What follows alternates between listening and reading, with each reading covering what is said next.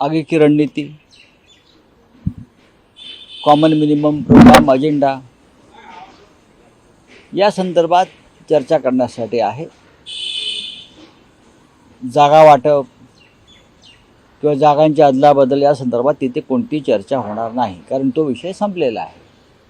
आता फक्त पुढले ज्या निवडणुका 5 टप्प्यात होत आहेत किंवा 7 टप्प्यात होणार आहेत देशात, महाराष्ट्रात, त्यावेळेला एकत्र जॉईंट सभा घेणं, एकत्र सभा घेणं, प्रचाराची दिशा काय असणं, कोणत्या मुद्द्यावर आपण पुढे जायला हवं, महाराष्ट्रातले प्रमुख प्रश्न कोणते आहेत, कोणत्या विभागात कोणी जायला हवं, माननीय उद्धव ठाकरे आणि शरद पवारजी यांच्या एकत्र सभा कुठे घेऊ शकतो, या पुन्हा काही प्रचार साहित्य कशा प्रकारे असायला पाहिजे, प्रसिद्धी कशा प्रकारे असायला पाहिजे, यावर आज चर्चा होण्याची शक्यता आहे. हाँ सर, हिंदी में बताइए, आज 4:30 बजे जो है महाविकास आघाड़ी की बैठक है, कुछ सीटों का जो है चयन अभी भी बाकी है. देखिए 4:30 बजे आज एक ज़रूर हमारी मीटिंग है महाविकास आघाड़ी के 3 प्रमुख दलों की. कांग्रेस, राष्ट्रवादी और शिवसेना के सभी प्रमुख नेतागण वहाँ बैठेंगे, लेकिन उसमें कोई सीट शेयरिंग या सीट के अदला बदल के बारे में चर्चा नहीं है. उसमें खास करके जॉइंट रैलीज, कैंपेन और कॉमन मिनिमम प्रोग्राम क्या होना चाहिए, किस विषय पर हमको आगे जाना है, क्या रणनीति होनी चाहिए, उस पर चर्चा होगी. और महाविकास आघाड़ी में सब कुछ ठीक चल रहा है. नक्कीच शरद पवारजी आहेत, उद्धव ठाकरेजी आहेत, पृथ्वीराज चव्हाण असतील, बाळासाहेब थोरात असतील, नाना पटोले असतील. सर, वंचित बहुजन अघाड़ी को लेके आखिरी मोमेंट तक आप बोल रहे थे कि हमारी बातचीत हो रही है. करेंगे ना, क्यों नहीं करेंगे. कल उन्होंने अपनी करते हैं. चुनाव है, इलेक्शन है. अब 9 लोगों का एक लिस्ट उसने जारी किया है. इलेक्शन 5 स्टेप पर है ना, बहुत टाइम है, बातचीत जारी रहती है. हाँ, आपलं काय म्हणणं आहे.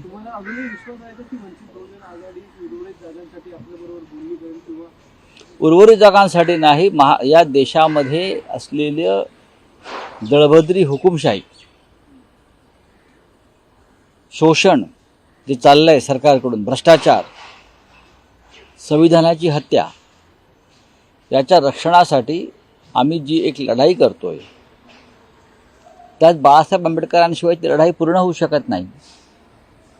संविधानाचं रक्षण करणं ही फक्त आमची जबाबदारी नाही, सगळ्यात जास्त जबाबदारी आंबेडकरांची आहे, कारण त्यांनीच हे संविधान देशाला दिलं आहे. आणि मी पूर्ण खात्रीनं सांगू शकतो की भारतीय जनता पक्षाला प्रत्यक्ष किंवा अप्रत्यक्ष मदत होईल अशा प्रकारचं कोणतेही पाऊल माननीय बाळासाहेब आंबेडकर उचलणार नाही. डायरेक्ट और इनडायरेक्ट बीजेपी को मदद होगी, इस प्रकार का कोई भी काम या स्टेप आंबेडकर साहब नहीं उठाएंगे, क्योंकि वो भी इस लड़ाई में हमारे साथ है. राजनीति तो होती है, चुनाव आते जाते हैं. अगर देश नहीं रहा, संविधान नहीं रहा, तो क्या चुनाव लड़ेंगे. आज परिस्थिति यही है. इसलिए अम्बेडकर जी हो, हम सब हो, हमारे विचार एक है, पक्का है. बोला. निर्मला सीतारमण का बयान आया, कांग्रेस को लेकर नाराजगी दिखी है. कल जो सूची जारी की गई थी, इसके बाद कांग्रेस की ओर से ये कहा गया है कि वो जो लिस्ट में नाम दिए हैं उनके प्रचार नहीं करेंगे. किस तरीके से ऐसा कौन बोलता है. संजय निरुपम ने कल कहा है कि मैं कांग्रेस पार्टी की बात करता हूँ, व्यक्ति की बात नहीं करता हूँ. मैं Congress party as a whole, मैं उनकी बात करता हूँ. मैं किसी व्यक्ति विशेष ने कुछ टिप्पणी की उसके ऊपर बात नहीं करूँगा. ये बात अगर मल्लिकार्जुन खड़गे साहब ने कही है तो उसके ऊपर मैं टिप्पणी करूँगा. ये बात अगर नाना पटोले जी, बाळासाहेब थोरात जी ने की है या पृथ्वीराज चव्हाण जी ने की है तो मैं बात करूँगा. बात ऐसी है कि हमारी लिस्ट आई है और सीट शेयरिंग की चर्चा लगभग पूरी हो चुकी थी. अब रामटेक हमारी सिटिंग सीट है ना, आपको तो सबको मालूम है. 5 बार जीत चुके हम लोगों से. अब वहाँ कांग्रेस ने अपना उम्मीदवार खड़ा किया, नाम घोषित किए, तो हमने क्या उसके ऊपर आक्षेप लिया है, ऑब्जेक्शन किया है? नहीं किया है, क्योंकि हमने ये तय किया था कि रामटेक आप लड़िए, मुंबई की जो ये सीट है नॉर्थ मुंबई वाली वो हम लड़ेंगे. ये बातचीत हो गई है, सांगली वाली सीट है, सांगली वाली सीट के बारे में ठीक है, कांग्रेस पार्टी के मन में कोई दर्द हो सकता है। इसी प्रकार का दर्द हमें रामटेक और कोल्हापुर के सीट के बारे में है, सीटिंग है हमारी। आघाड़ी में इस प्रकार की बातचीत और चर्चा और सीट के अदला बदल हो जाती है। अब सभी को लगता है कि 48 सीटें हमको लड़नी चाहिए, तो लड़ लीजिए, डेमोक्रेसी है, लोकतंत्र है, हमको लड़ना चाहिए। हम सांगली लड़ेंगे। मैं ज़रूर ये मानता हूँ कि सांगली में कांग्रेस पार्टी का केडर है, हमारा भी है, कोल्हापुर में भी हमारा था, रामटेक में हमारा था। अब एक केडर महाविकास आघाड़ी के साथ अगर आता है तो सांगली वाली सीट महाविकास आघाड़ी को हम दे सकते हैं ना। शिवसेना हो, एनसीपी हो या कांग्रेस हो, ये महाविकास आघाडी है।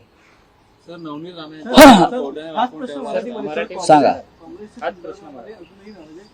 नाना पटोले यांनी आत्ताच कोल्हापूरला असं म्हटलेलं आहे की सांगली आणि भिवंडीची जागा ही आमच्याकडे होती तरी देखील शिवसेना जाहीर केली, त्यामुळे आम्ही बैठकीला उपस्थित राहणार नाही. आणि काल बाळासाहेब ठाकरे यांनी देखील असं म्हटलं तसं कुठेही ठरलं नव्हतं की कोल्हापूरची जागा तुम्हाला आणि सांगलीची आम्हाला, असं कुठेही ठरलं. त्यामुळे जे काही जो वाद आहे काँग्रेससोबत विश्वजित कदम, विश्वास पाटील काल जर सांगलीमधल्या काँग्रेसच्या काही व्यक्ती आम्ही एक स्पष्ट केलेलं आहे, सांगलीच्या बाबतीत किंवा महाविकास आघाडीच्या बाबतीमध्ये कोणीही कटुतेनं बोलायचं नाही. जरी सांगलीच्या बाबतीत काही लोकांनी काही भूमिका व्यक्त केली असतील, काँग्रेसच्या दिल्लीत गेले असतील, महाराष्ट्रात जाऊन बोलत असतील, तरी आमच्या सूचना आमच्या कार्यकर्त्यांना सहकार्यानं आहे की आपण त्याच्यावरती कोणतेही कटू मत व्यक्त करायचं नाही. या कार्यकर्त्यांच्या भावना असतात, सांगलीतल्या कार्यकर्त्यांनी काँग्रेसच्या त्या व्यक्त केल्या असतील. अशा प्रकारच्याच भावना आमच्या कोल्हापूरच्या पदाधिकाऱ्यांनी आणि कार्यकर्त्यांनी व्यक्त केल्या. त्याच्यावरती आमचं जे म्हणणं आहे ते आम्ही आमच्यात ठेवलं, आम्ही काही त्याच्यावर जाहीर प्रचार केला नाही. अशाच प्रकारच्या भावना शिवसेनेच्या खालच्या केडरनं रामटेकच्या बाबतीत व्यक्त केल्या. सिटिंग सीट आहे. अशाच प्रकारच्या भावना आमच्या अमरावतीमधल्या कार्यकर्त्यांनी व्यक्त केल्या. या तिन्ही सीटवरती आम्ही अनेक वर्ष लढतो आहोत आणि या तिन्ही जागा आम्ही हसत महाविकास आघाडीसाठी आम्ही त्या सोडल्या, म्हणजे काँग्रेसला दिल्या. भावना आहेत, सांगलीमध्ये सुद्धा भावना असतील कार्यकर्त्यांच्या, पण शेवटी आपण महाविकास आघाडी म्हणून लढतोय. फक्त आपल्याच पक्षाचा विस्तार करण्यासाठी आघाडी होत नाही. आघाडी ही आघाडीचा विस्तार करण्यासाठी होते आणि देवाणघेवाण होत असते. सांगलीची जागा जर आम्ही एकत्र राहिलो तर शिवसेनेच्या मशालीवर आमचे चंद्रहार पाटील 100% जिंकत आहेत. पण काही व्यक्तिगत कारणामुळे, काही व्यक्तिगत अडचणीमुळे कोणाला भारतीय जनता पक्षाला अप्रत्यक्ष मदत करून तिथे काही वेगळं घडवायचं असेल तर त्याला शिवसेना ते होऊ देणार नाही आणि ती जागा त्यामुळे शिवसेना लढते. आम्हाला खात्री आहे डबल महाराष्ट्र केसरी चंद्रहार पाटील यांना सांगलीतून उत्तम लोकांचा पाठिंबा मिळतो आहे. लवकरच काँग्रेस आणि राष्ट्रवादीचे कार्यकर्तेसुद्धा प्रचारात उतरतील, जसे आम्ही इतरत्र उतरलेलो आहोत. कोणी एखाद्या प्रचार यंत्रणेवर पक्षाच्या बहिष्काराची भाषा करत असेल तर ते महाविकास आघाडीसाठी धोकादायक आहे. मग संपूर्ण महाराष्ट्रात असंच चित्र निर्माण झालं किंवा देशात असंच चित्र निर्माण झालं, त्याला जबाबदार कोण असेल? काँग्रेस हा मोठा पक्ष आहे. या देशाचं नेतृत्व काँग्रेस पक्षाला करायचं असं आम्ही मानतो. आम्हाला करायचं नाही आहे. प्रधानमंत्री काँग्रेसचा व्हावा ही आमची भूमिका आहे. त्याच्यामुळे एका सांगलीसाठी देशाचं प्रधानमंत्रीपद काँग्रेस घालवणार आहे का, हे त्यांनी विचार करायचा आहे. महाराष्ट्रात नाही. अखिलेश यादव का नाराज आहेत? ममता बनर्जी क्यों अलायंस नहीं कर रहे, उसके बारे में भी चर्चा होने दो. लेकिन हम महाराष्ट्र में कांग्रेस के साथ है और रहेंगे. आप एक सीट के लिए देश का प्रधानमंत्री पद मत फूको.